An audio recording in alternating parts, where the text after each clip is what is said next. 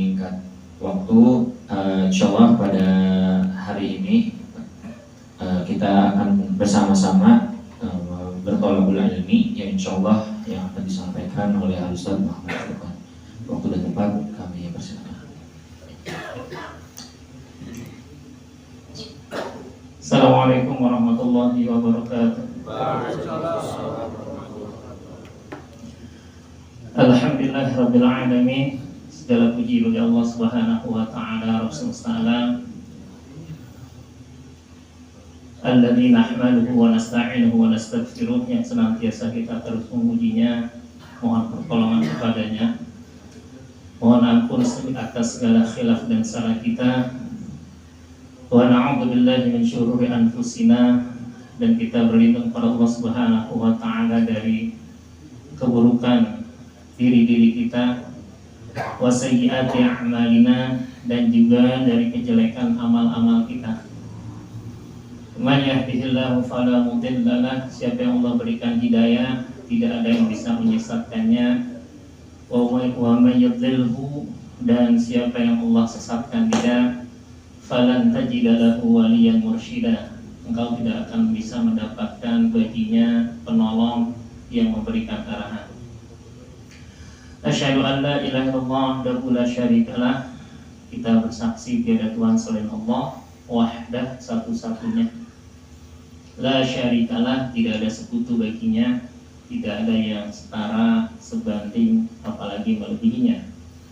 Wa nasyhadu anna Muhammadan abduhu wa rasuluh, dan kita bersaksi dan Muhammad sallallahu alaihi wasallam abduhu, hambanya, wa rasuluhu, dan juga utusannya. La nabiyya wa la rasula ba'dahu, tidak ada nabi, tidak ada rasul setelahnya. Allahumma shalli wa sallim wa barik ala hadzal nabil karim, imamil muttaqin wa qaidil mujahidin, wa ala alihi wa sahbihi ajma'in. Ya Allah ya Rabbana, senantiasa curahkan salat dan salam kepada nabi ini, hadzal nabil karim, yang mulia, Nabi Muhammad sallallahu alaihi wasallam, beserta keluarga, sahabatnya, wa man tabi'ahum, dan kepada siapapun yang mengikuti petunjuknya ila yaumiddin, sampai hari akhir nanti.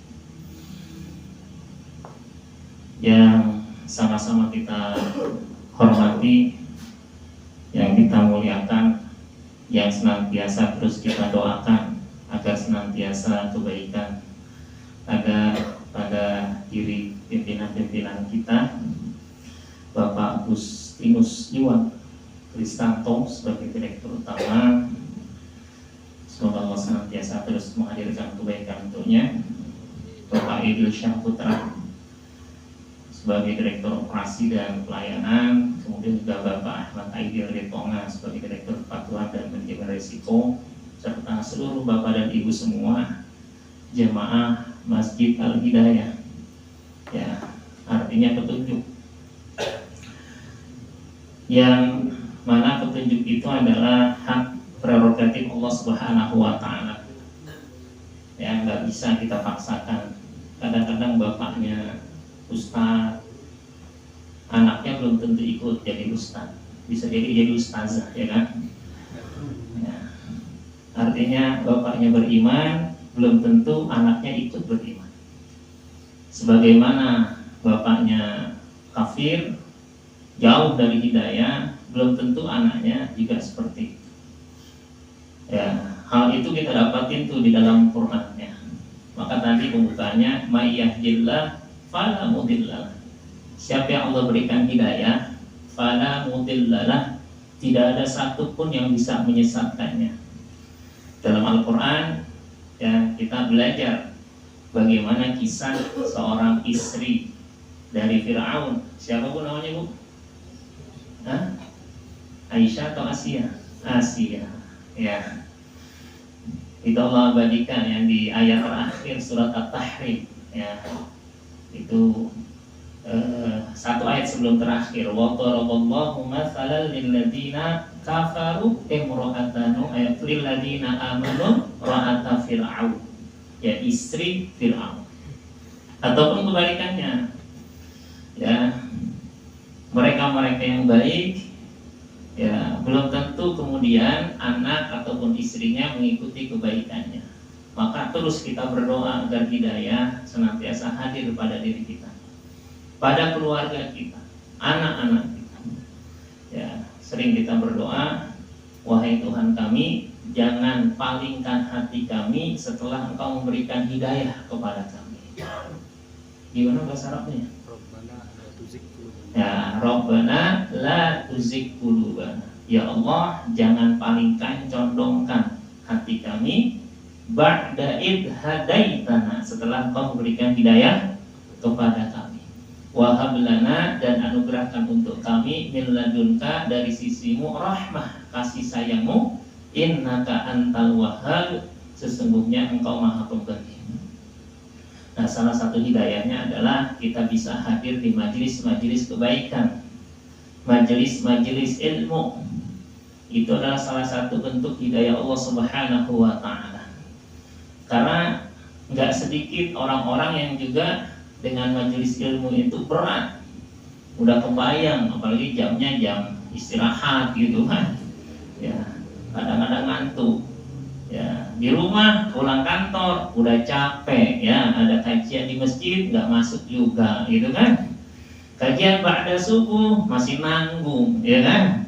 Habis mumpung ini orang kita justru hari Ahad butuhnya istirahat, hari Ahad ada kajian Ahad subuh, ya, sholat setelah itu pulang, ya. Kajian duha bukan acara keluarga, quality time, family time, ya. Jangan udah setiap hari di kantor, ya, giliran pas Ahad pagi harusnya main sama keluarga, ada kajian lagi, gitu kan? Kalau tanpa hidayah, maka segala sesuatunya itu lewat-lewat begitu aja, berat. Tapi dengan hidayah Allah Subhanahu wa Ta'ala, insya Allah Allah akan mudahkan. Bukan berarti tanpa hambatan, tanpa gangguan, tanpa rintangan. Ada aja rintangannya, tapi kok bisa? Karena itulah penguatan hidayah dalam diri seseorang. Ya, Allah Subhanahu wa Ta'ala ingatkan, "Famay yuridillahu ayyahdiyahu yashrah sadrahu lil Islam." Orang yang Allah berikan hidayah, yashrah sadrahu, maka dadanya lapang, ya, mudah, ya, gampang lil Islam, untuk tunduk dan patuh. Jadi untuk menghadiri nilai-nilai kebaikan, ya, nilai-nilai kemuliaan, maka akan ada rasa kemudahan. Tapi kebalikannya, wa may yurid ayyudillahu yaj'al sadrahu thayyiqan. Nah, hari ini insyaallah kita banyak mentadabburi Al-Qur'an berkaitan dengan keutamaan majelis ilmu seperti ini. Ya. Belajar. Jangankan kita, Rasulullah sallallahu alaihi wasallam, Rasulullah sampai kata Allah, "Qul," katakanlah ya Muhammad, "Rabbi zidni ilma," tambahkan aku ilmu. Jadi doa belajar yang sering kita baca tuh Rabbi zidni ilma, itu secara tekstual itu khitabnya Allah kepada Rasulullah SAW. Ya, ada Qur'annya boleh kita buka. Suratnya surat Toha. Ya, surat Toha surat berapa? 20. Ayatnya 114, ya. Kita tulis sedikit ya biar nggak ngantuk ya. Ya, saya guru nih, biasanya kalau ceramah itu, kalau piramida pendidikan tuh begini dia. Nah, ini ceramah adanya di sini. Nanti kalau mulai ada tulis di sini, nah ini kalau udah mulai ngajarin ada di sini. Ini namanya pengalaman belajar. Ya, kalau cuma ceramah biasa pengalaman belajarnya sedikit. Makanya saya kalau khutbah Jumat, gangguan tantangan terbesar gimana biar pada nggak ngantuk. Apalagi kalau masuk ke masjid sama baca doa, doanya bismika Allahumma ahya gitu kan. Ya, dicari yang dekat sama AC gitu kan, ada senderan, wah itu laku tuh biasanya. Ya.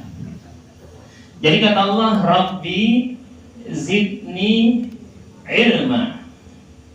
Ya. Rabbi Tuhanku, zidni tambahkan untukku ilmu. Tambahkan untukku ilmu. Ini surat Toha, surat ke-20 ayat 114. Nanti yang ada Qur'annya boleh baca terjemahnya dari awal. Dari Fata'alallahul malikul haqq wa la ta'jal bil Qur'ani min qabli an yuqda ilaika wahyuh Wa qur rabbi zidni ilma. Jadi kul, kata Allah kul. Kul artinya apa? Ya pakai kof ya, jangan pakai kaf. Apa bedanya kul dengan kul? Nah itu pentingnya tahsin ya. Kul makanlah. Kalau tekan pakai kof kul katakanlah. Jadi kalau ada imam baca ya lagi sholat tuh walaupun amin dibaca ikhlas doang. Nah walaupun kata doang gitu kan, baca kul. Nah huwallahu ahad, makanlah. Allah cuma satu. Ya. Kenapa? Gak ada tekanan. Ya. Jadi jangan pakai kun, pakainya kun. Ya. Ini penting ngaji. Kalau ini harus dicek. Dan biasanya ngaji kayak gini, kau yang mulai, kau yang mengakhiri. Ya. Gampang buat. Ya. Saya tahun 97-98 bikin beberapa lembaga tahsin dan tahfidz Quran di Jakarta. Ya, ada di Kemanggisan dulu, ada di Condet gitu. Nah biasa tuh yang daftar awal banyak ya, paling usianya cuma 3 bulan, setelah itu rontok ya, yang kesian tinggal ustaznya sendirian ya.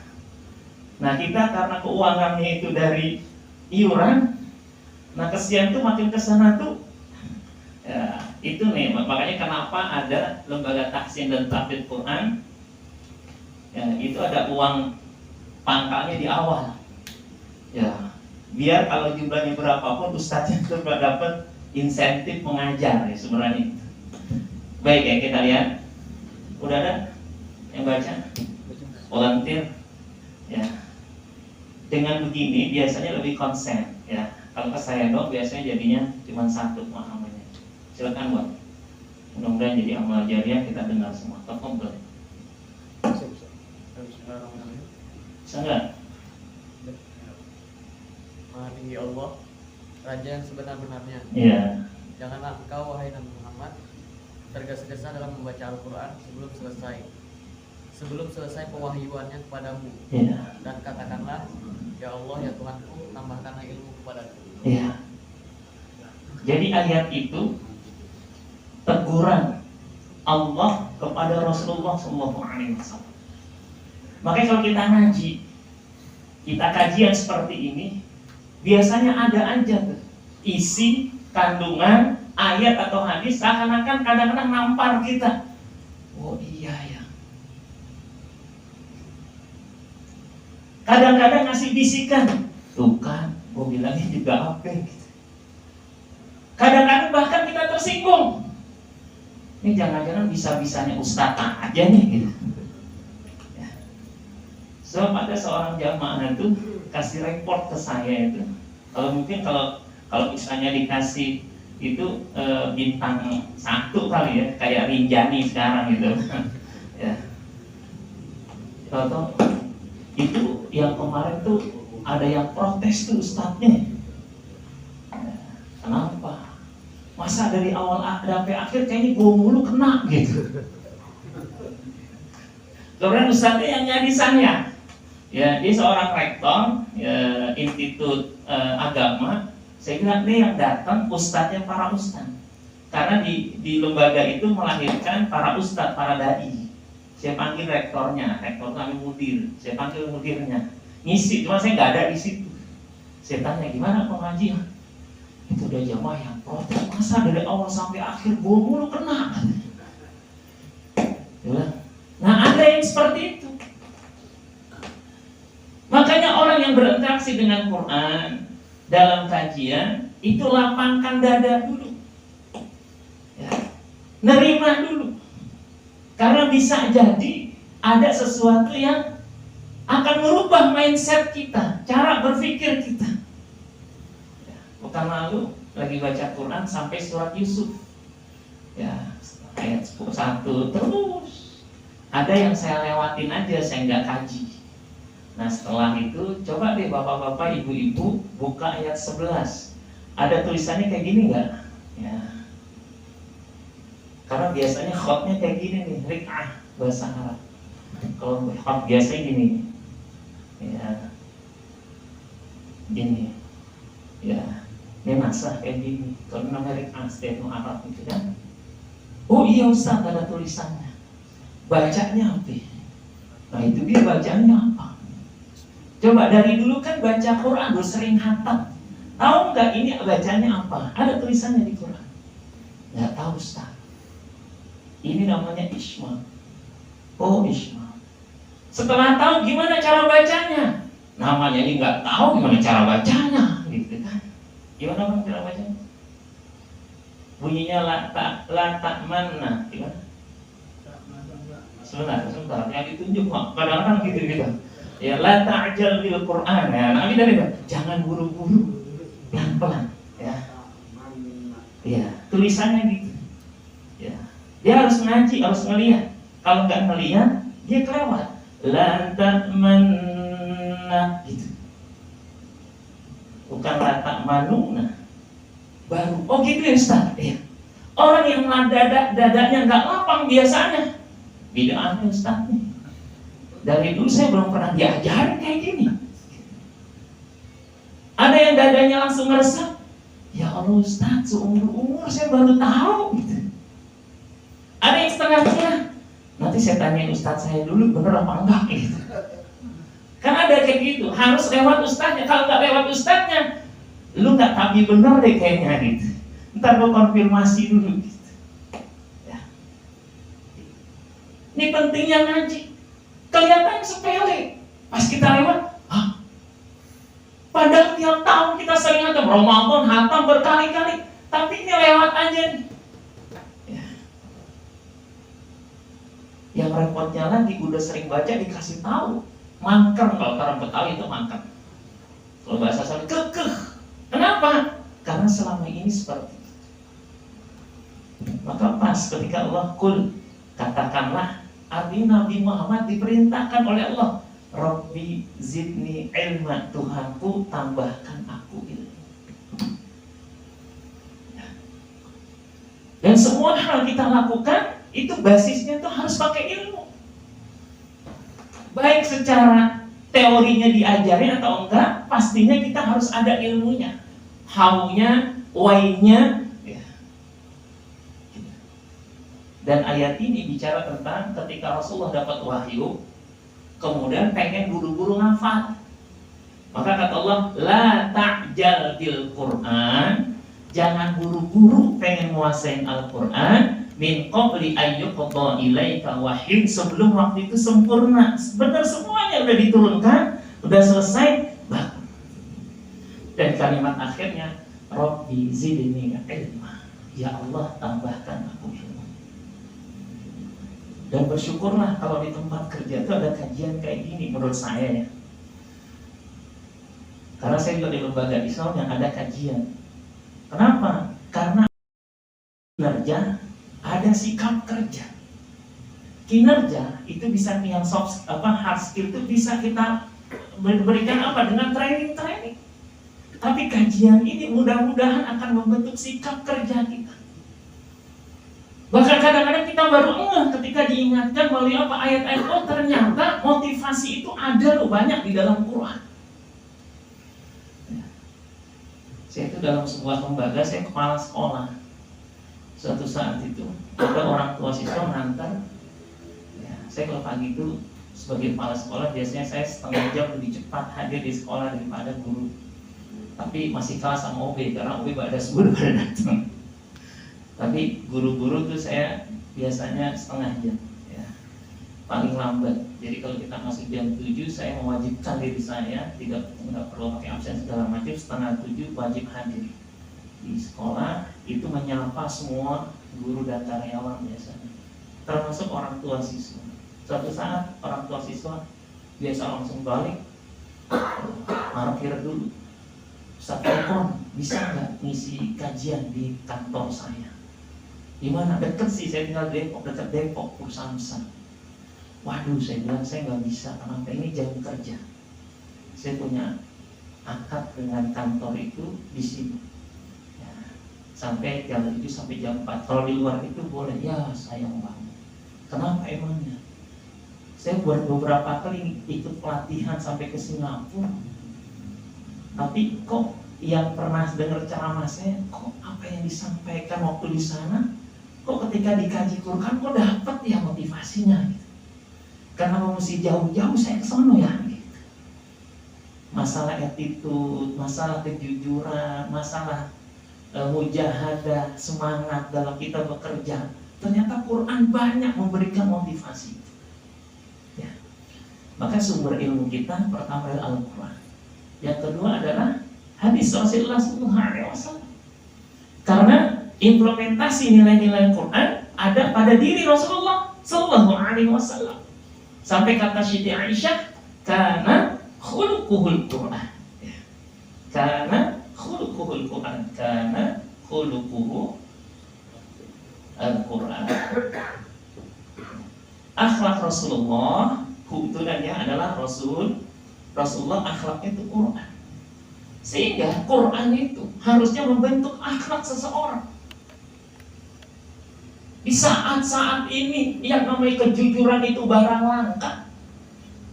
Bahkan penipuan itu bukan orang-orang kecil, orang-orang besar, bahkan orang-orang kaya. Salah satunya apa? Walaupun dia udah ada sumpah jabatan, tapi kan Qurannya ada di belakang. Begini. Ya. Nggak ngelihat deh, Quran aja nggak ngelihat, apalagi isinya. Padahal kalau dalam Quran kita pengen kaji tuh, ya ayyuhalladzina amanu lima taquluna ma la taf'alun kabura maqtan 'indallahi an taqulu ma la taf'alun. Wahai orang beriman, kenapa engkau mengatakan sesuatu yang kamu nggak kerjakan? Kabura, besar banget murka Allah an taqulu ma la taf'alun, ketika engkau mengatakan sesuatu yang engkau nggak kerjakan. Menuliskan LPG yang kita nggak kerjakan. Coba bayangkan kalau kalimat itu sering ada pada diri kita. Enak banget. Ya. Pengawasan kita betul-betul dibantu. Pengawasan Allah, pengawasan malaikat. Saya pernah ngurusin dana bos bantuan operasional sekolah sebagai kepala sekolah pas COVID kemarin. Wah, susah tuh mengatur dana. Operasionalnya nggak banyak, dananya turun tetap banyak. Walaupun harus bisa dikonversi kebutuhan ini, kebutuhan ini. Pas pertanggungjawaban pada tanggal yang ditujukan, deadline-nya pukul 23.59. Due date-nya tuh, LPG-nya. Waduh, gimana caranya? Bingung. Godaan datang. Ya kata bendahara saya, Ustaz, ada vendor nawarin di mana? Ini dari 100% barang yang mau dibelikan, udah LPG ini kita siapin semuanya. Nah, tapi kasih kamu 30%. Nah 70%-nya silakan. Ya, mau dibelikan barang atau enggak silakan aja. Yang penting LPG-nya kan udah ada, coba. Tidak ada yang melihat itu dari unsur manusia. CCTV juga paling cuma ngeliat dong pas di zoom, gambarnya nggak jelas, nggak kedengeran. Kalau bukan karena kedekatan kita dengan Allah, rasa takut kita kepada Allah, saya bilang, udah tetap aja kita beli barangnya, supaya bisa diambil mudah. Kalau masa 100 juta itu bisa 70 juta itu. Memang kalau belum ada duitnya gampang. Tapi kalau udah depan mata tuh tinggal tanda tangan. Ini halal haram. Ya halal nih halal. Ya, antara halal dan haram. Gitu kan. Anggap aja kondisi abu-abu gitu kan. Udah gitu pakai dalil lagi. Da mayari buka ilang malayari buka. Tinggalkan yang meragukanmu kepada yang tidak meragukan. Pede, tanda tangan. Kadang-kadang dalil tergantung siapa. Dapat juga. Ini kan indah. Jadi LPG itu, saya pernah jadi ketua ospek waktu kuliah. Qadarullah, karena saya udah alhamdulillah dari dulu ngaji, udah biasa jadi ketua ospek. ternyata selama ini untungnya gede, jutaan gitu kan. Saya punya bendahara itu orang yang super irit. Ya, karena bendahara itu bagian keuangan, tadi curiga itu adalah poin pertama. Iya, kalau enggak bahaya. Ya, ini kenapa bisa keluar gini kayak gitu kan? Udah selesai, lebihnya jutaan. Langsung kata teman-teman, karena kita aktivis dakwah, gimana kalau kita bikin acara apa? Makrab, malam keakraban. Isinya pesantren kilat gitu. Cakep nggak tuh? Halo? Yo, gampang kan? Tapi ragu nih. Ini gimana nih? Tapi LPJ-nya, ya LPJ makrab gitu kan? Sebentar. Saya telepon seorang ustaz, Allah biarkan udah wafat ya. Dia ustaz panutan saya. Ustaz, kondisi gini. Ah ya Allah, kalimatnya indah. Innallaha thayyibun. Allah itu baik.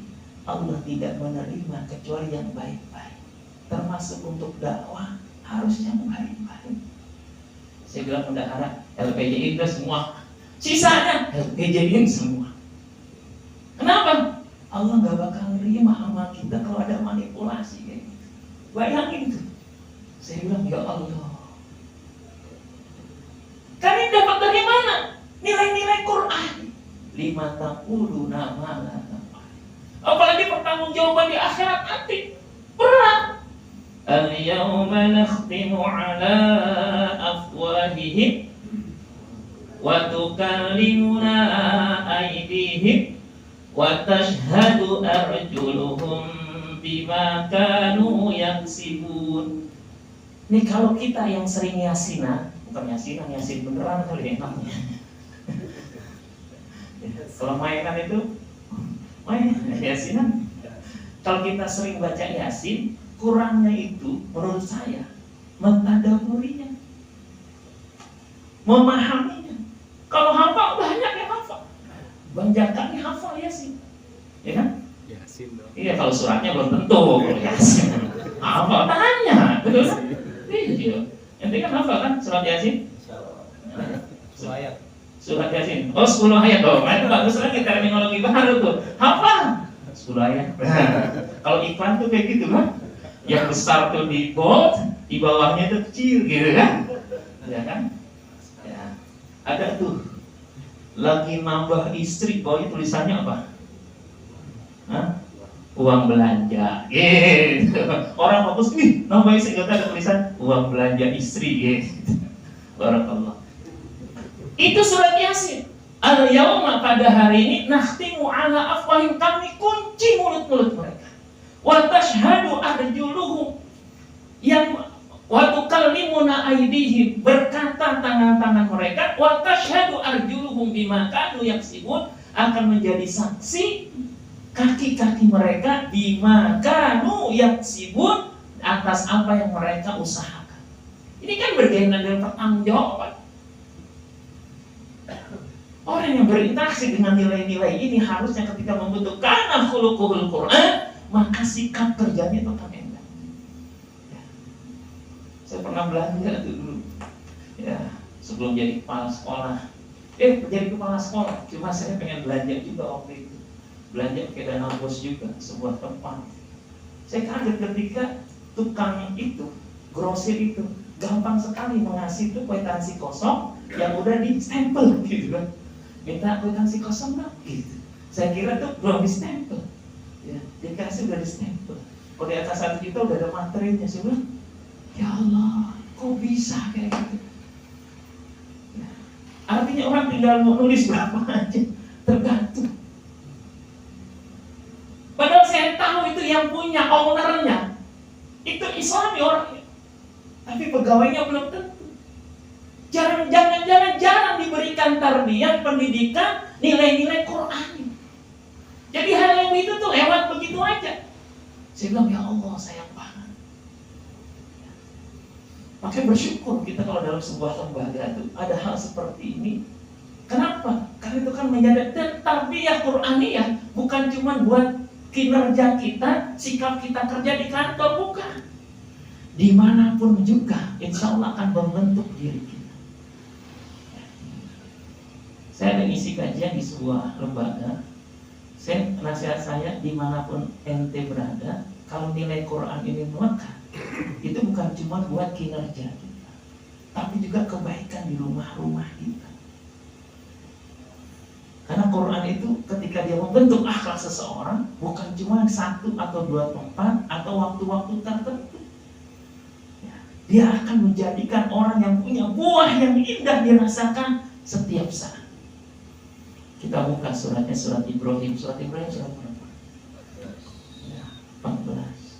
Ya, ini sebagai surat terakhir ya. Yang kita buka maksudnya ya. Surat 14, surat Ibrahim.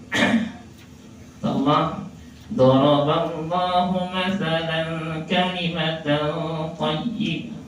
Alam tara kaifa daraballahu masalan kalimatan thayyibatan kasyajaratin thayyibah asluha sabitun wa far'uha fis sama' tu'ti ukulaha kulla hinin bi'idni rabbiha wa yadribullahu al-amthala lin-nasi la'allahum yatadhakkarun. Tidakkah kau memperhatikan Allah membuat perumpamaan kalimat yang baik, kalimat thayyibah, kalimat la ilaha illallah, kalau ditanamkan pada diri seseorang, dia fa'lam annahu la ilaha illallah, dia ngerti, dia ngaji, dia memahami makna la ilaha illallah, kasyajaratin thayyibah, maka orang itu seperti pohon yang baik. Asluha sabitun, akarnya kuat ke bumi, wa far'uha fis sama, cabangnya itu menjulang ke langit. Kemudian kata Allah, tu'ti ukulah, dia akan menghasilkan buah kullahinin, setiap saat, bi'idni rabbiha, dengan izin Tuhannya. Itu orang yang sudah mendapatkan kekuatan iman, nilai-nilai Qur'ani dalam dirinya.